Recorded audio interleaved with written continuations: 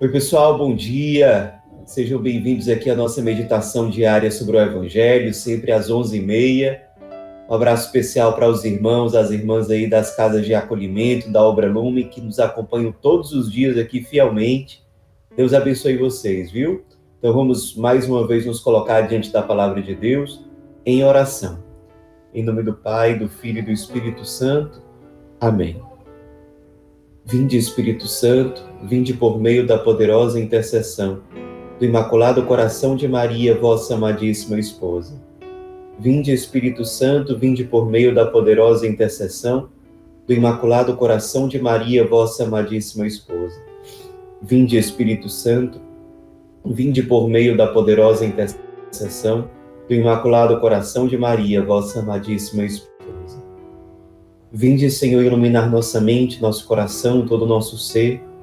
Nossa alma seja terra fértil, acolher as sementes da Tua palavra, que ela gere em nós muitos frutos de conversão e de ressurreição. Ela seja mais uma vez nosso alimento a nos fortalecer, nossa luz a nos conduzir e orientar. Fica conosco, Senhor, porque sem Ti nada nós podemos fazer.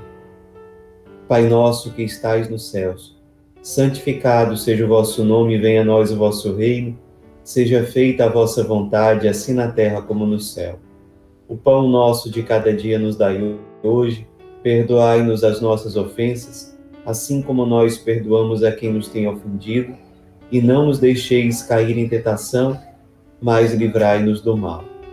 Glória ao Pai, ao Filho e ao Espírito Santo, como era no princípio, agora e sempre. O Evangelho de hoje está em Mateus 7, versículos de 1 a 15, de 1 a 5. Naquele tempo, disse Jesus aos seus discípulos: Não julgueis e não sereis julgados, pois vós sereis julgados com o mesmo julgamento com que julgardes, e sereis medidos com a mesma medida com que medirdes. Porque observas o cisco no olho do teu irmão e não prestas atenção à trave que está no teu próprio olho? Ou, como podes dizer a teu irmão, deixa-me tirar o cisco do teu olho, quando tu mesmo tens uma trave no teu? Hipócrita, tira primeiro a trave do teu próprio olho, e então enxergarás bem para tirar o cisco do olho do teu irmão. Pessoal, nós estamos acompanhando o Evangelho de hoje, que continua ainda sendo o Sermão da Montanha, né? Já há vários dias que nós estamos nele, essa grande pregação de Jesus, que pega os capítulos 5, 6 e 7 de São Mateus. E hoje Jesus está nos falando de coisas aqui muito sérias. Infelizmente, na nossa realidade brasileira, nós temos muitos aspectos positivos na nossa cultura, na nossa identidade, mas nós temos algumas coisas ruins. Entre elas, nós temos, infelizmente, a prática da maledicência, de falar mal do outro.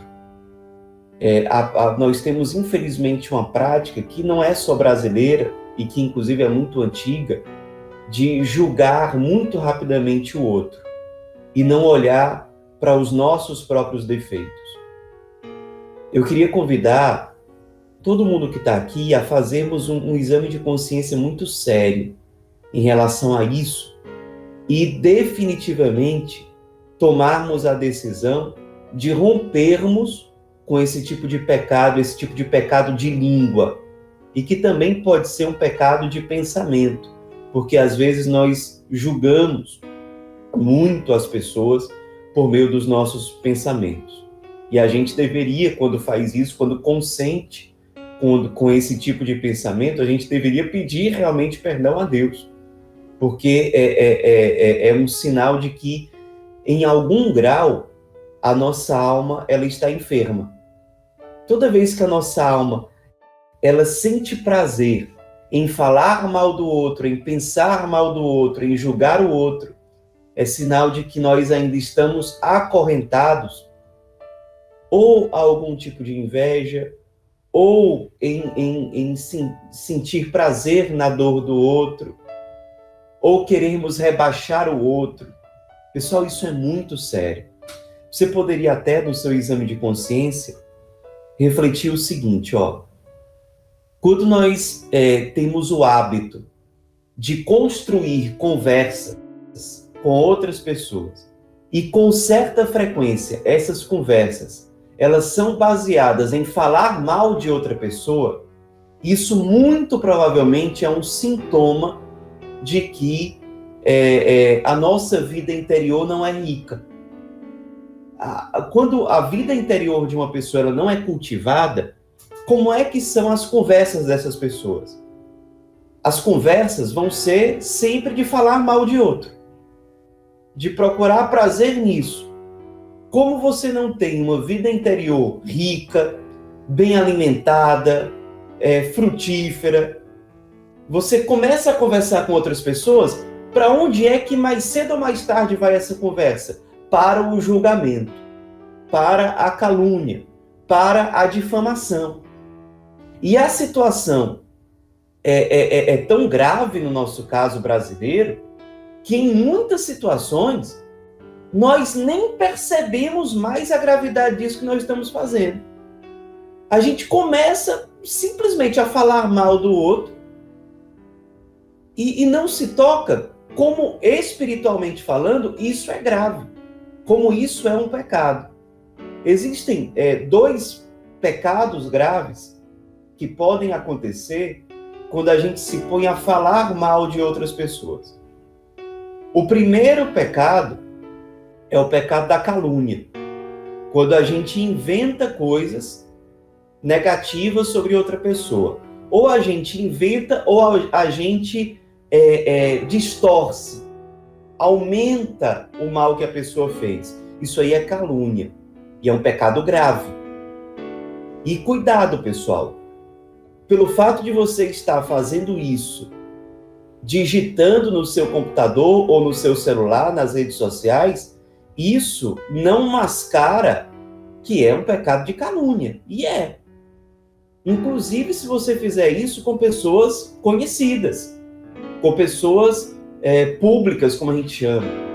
Se você estiver inventando mentiras ou distorcendo informações sobre quaisquer pessoas, isso se chama calúnia, é um pecado grave, que precisa, assim que possível, ser apresentado em confissão. Ah, mas eu não estou inventando mentiras sobre essa pessoa. Eu estou dizendo que de fato ela fez. Beleza. Mas você dizer isso, que essa pessoa fez de errado, vai gerar algum fruto positivo? Você tem que fazer esse discernimento. Por quê? Porque mesmo que você não esteja inventando nada de grave ou de errado que essa pessoa fez, se você estiver dizendo isso, sem que isso gere nenhum fruto de conversão para aquela pessoa, ou nenhum benefício para as pessoas em geral, você está cometendo um outro pecado grave, que é a difamação. A grande diferença entre a calúnia e a difamação é que na calúnia existe um elemento de invenção. Você inventou alguma coisa, ou você distorceu alguma coisa. Na difamação, perceba, é um pecado grave também. Mas na difamação você não inventa nada de errado sobre aquela pessoa. Mas você simplesmente diz aquilo sem discernimento, sem necessidade. Aquela pessoa não vai ajudar em nada na conversão dela, você dizer aquilo abertamente, fazer aquilo sem discernimento, mostra que você não tem caridade para com aquela pessoa, para com aquela situação. Então, é importante, pessoal, que a gente faça esse discernimento, que a gente tenha essa peneira, para a gente não sair simplesmente soltando os cachorros por aí, ou fazendo como Jesus diz aqui, não julgueis e não sereis julgados, a medida com que julgardes, vós sereis medidos. Você observa o cisco no teu irmão e não presta atenção na trave que está no teu próprio olho. Então, cuidado, pessoal. Vamos pedir a Deus a graça de controlarmos a nossa língua ou controlarmos o nosso dedo aí na hora de digitar, no computador ou no celular. romper com o pecado de calúnia, de difamação, de julgar os outros, de falar mal dos outros, o pecado da maledicência. Vamos definitivamente cortar com isso, ao invés de permitir que a nossa alma fique suja por causa dessas coisas. Olha, tem outra coisa que é importante. Nós, como já falamos várias vezes, já meditamos várias vezes sobre isso, nós fomos criados para Deus. E, entre outras coisas, Deus é verdade. Isso significa que todas as vezes que nós construímos a nossa vida, a narrativa da nossa história, sem que ela seja dirigida para a verdade, como nós somos criados para Deus, que é verdade, de alguma forma nós nos despersonalizamos. Quando a nossa história, os nossos atos, as nossas escolhas, o caminhar da nossa vida não é dirigido para a verdade. O nosso eu, a nossa personalidade vai ficando fraco, vai ficando minguado, vai se distorcendo, vai se desvirtuando, porque nós fomos criados para a verdade. Então, cuidado, pessoal. Você vai construir a sua opinião com base numa notícia que você viu. Você leu só a manchete. Do que vale a sua opinião construída em cima de uma manchete de jornal, de uma notícia, como acontece muitas vezes hoje em dia? Você vai ler a notícia, ela diz o oposto que está na manchete. Às vezes a manchete é só para causar um sensacionalismo e chamar a atenção e fazer as pessoas lerem. Ou chamar a atenção para as pessoas clicarem ali. Você nem leu a notícia que tem ali. Você nem comparou aquilo com outros pontos de vista, com outras fontes. Você nem investigou aquilo a fundo. E você já sai saindo mal das outras pessoas com base numa coisa que você teve um acesso muito superficial. O que acontece quando você e eu fazemos isso? Nós estamos sendo irresponsáveis. Irresponsáveis. Nós estamos indo contra exatamente isso que está no Evangelho de hoje. Nós estamos indo contra a verdade. Queremos construir uma personalidade madura e, consequentemente, um terreno fértil para a santidade. Precisamos primar pela verdade. Mesmo que a verdade vá, naquela situação, contra, talvez, a opinião majoritária do grupo que eu faço parte, vá, talvez, contra a opinião de uma pessoa que eu gosto. Enfim, priorizar a verdade. Isso não significa que você, por achar que sabe qual a verdade, já pode também sair por aí julgando os outros, falando mal dos outros, que o fato de você saber a verdade permite que você deixe de lado a caridade. Não é isso. Mas a gente tem esses cuidados de primar pela verdade, de nunca faltar com a caridade no nosso trato para com o irmão, de nunca faltar com a misericórdia, de não sair julgando as pessoas por aí. E mesmo quando a gente sabe que tem a razão, porque realmente nós pesquisamos, porque realmente nós embasamos bem a nossa opinião, também não usar isso como porrete para sair falando mal dos outros por aí, sempre ter esse discernimento. Primeiro, aquilo que eu estou falando corresponde à verdade? Eu tenho embasamento, fundamentação para dizer isso? Segundo, qual é o jeito certo de fazer com que as pessoas abram o olho para aquela situação? Porque, às vezes, a palavra que eu utilizo, o modo que eu utilizo, não é o mais adequado para fazer com que as pessoas abram os olhos, se é realmente o caso. Então, segundo, o jeito de falar sobre aquilo. Terceira coisa, aquele é o momento certo de falar para aquela pessoa sobre aquela situação, que às vezes a pessoa está fora de si, às vezes a pessoa está com o sangue quente. E se você for falar, e mesmo que você fale do jeito certo, não vai gerar fruto para aquela pessoa. O que é que você quer? O que você quer não é que aquela pessoa cresça, não é que aquela pessoa se aproxime de Deus e da verdade? Pois então a gente tem que sempre olhar para essas três coisas. Realmente o que eu estou pensando é verdade? Segundo, qual é o jeito certo de abordar essa pessoa sobre esse assunto? É um jeito que tem caridade, que vai gerar fruto? Terceiro, esse é o momento certo de tratar desse assunto? A gente, tendo esses parâmetros de discernimento, com certeza vai ajudar muito a gente a não se precipitar, a não faltar com a caridade, a não sair difamando ou caluniando pessoas, a não ter atitudes que não vão gerar coisas boas, pelo contrário, vão gerar coisas ruins. Então que essa meditação, a partir do Evangelho de hoje, venha fecundar no nosso coração todas essas sementes, que elas nos ajudem a amar concretamente no nosso dia a dia. Um amor que olha primeiro para si mesmo, para depois olhar para o outro. Um outro exercício espiritual para a gente finalizar a meditação de hoje, que pode nos ajudar muito.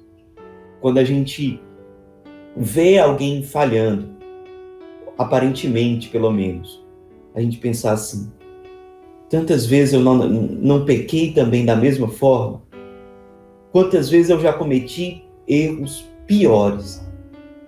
E você, tendo uma visão justa sobre você mesmo, você começa a medir o outro de um jeito mais adequado, mais misericordioso. Porque se você parar bem para pensar, você vai perceber claramente aquilo que Santo Agostinho falava: nada do que é humano me é estranho. Você poderia fazer muito pior. E provavelmente até já fez muito pior. Então, cuidado para não usar com a outra pessoa uma medida que não é a medida que você gostaria que fosse usada com você mesmo. Deus já foi misericordioso com você muitas vezes. Muitas vezes. Por que você não é misericordioso também com os outros? Por que você não utiliza com os outros a mesma medida misericordiosa com que Deus te acolheu tantas e tantas vezes? Olhando dessa forma, contemplando a sua própria situação desse jeito, você vai ter critérios muito mais concretos para ser misericordioso com o outro também. Não é para passar a mão na cabeça ou relativizar o pecado do outro. Não é para isso. Muitas vezes o ato de caridade, agir com caridade, significa exortar, chamar a atenção, não ser omisso diante do erro do outro. Não estou falando para ser omisso diante do erro do outro. Eu estou dizendo para você fazer um sério exame de consciência para perceber qual é a atitude mais adequada para que eu ajude o outro no processo de conversão dele. Não é sendo indiferente ao pecado dele, não é sendo omisso, mas também não é sair por aí falando mal do outro de qualquer jeito, julgando o outro de qualquer jeito. Existe um jeito no meio, que é o jeito da caridade, que é o âmbito da virtude. Então, que a gente se deixe inspirar por Deus, a gente vai ter muitas vezes na nossa vida que pedir a luz de Deus para saber exatamente quando agir em situações assim. Que Deus nos ilumine e nos ajude cotidianamente a colocar em prática essa palavra. Pai nosso que estais nos céus, santificado seja o vosso nome, venha a nós o vosso reino, seja feita a vossa vontade, assim na terra como no céu. O pão nosso de cada dia nos dai hoje, perdoai-nos as nossas ofensas, assim como nós perdoamos a quem nos tem ofendido. Não nos deixeis cair em tentação, mas livrai-nos do mal. Que a Virgem Maria nos ilumine, interceda por nós. Amém. Em nome do Pai, do Filho e do Espírito Santo. Amém.